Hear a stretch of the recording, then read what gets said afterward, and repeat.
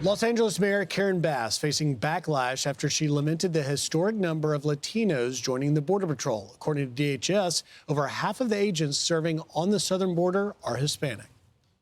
Well, in a way, I think it's sad. I think that those Border Patrol agents are going to have a difficult time when they're out in the field and they see what actually happens in real life, separate from their training. But I do understand that their primary incentive is financial. National Border Patrol Council President Paul Perez joins us now. Paul, happy New Year's Eve. Strong words coming from Karen Bass. Your reaction?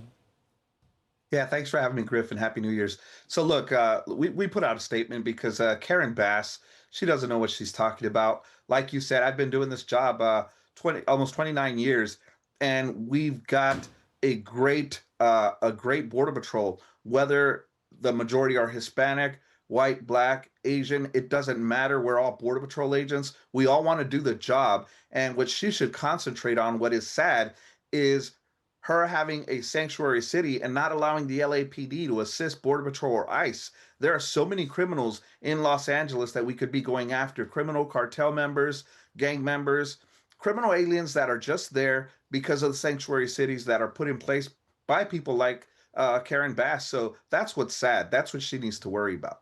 Paul, it seems to me that what she should be saying is thank you to Border Patrol for removing drug traffickers, rapists, murderers, and violent illegal alien criminals. And yet here she is blasting Hispanics. Talk to me about specifically, because I've spent a lot of time with some amazing Hispanic Border Patrol agents on the border trying to secure it. Talk to me about the pride they feel in the job they do. Well, you know, something like what Karen Bass said. It really upsets us because, again, a lot of our Border Patrol agents, like you said, are Hispanic. A lot of them are from the southwest border. The areas they patrol are the areas that they grew up in. And so they're proud to do the job. They're happy about being able to secure this country. And they have a higher calling, which is protecting America. They know that when they signed up to do this job, they knew exactly what it was going to entail. And they've never stopped protecting this border, and they won't stop just because of people like Karen Bass saying stupid things. They're going to continue. And you talk about that calling, Paul, the applications up 70%. People are continuing to want to come. But I want to talk for a moment about, and you see the applications there. I want to talk about the unbelievable closing of the border, the job that the men and women in green have been able to do along the 2,000-mile-long border from Texas to California. Just blows my mind when I think about what it was a year ago when I spent last December in Eagle Pass, Texas, and in other areas with thousands coming across every day. Now 0 and 7 straight months of no releases into the country. How are you able to do it? Griff, yeah, you're one of the few that spent a lot of time on the border and can see exactly what is happening now versus what happened then. And, you know, serving under 5 presidents, I can tell you this: President Trump did more in 2 weeks. From day 1 to 2 weeks, within that time period, he did more for this country by securing the border than the other presidents that I've served under, 5 total, did in their entire 4 or 8-year term. And so we have completely closed down the border.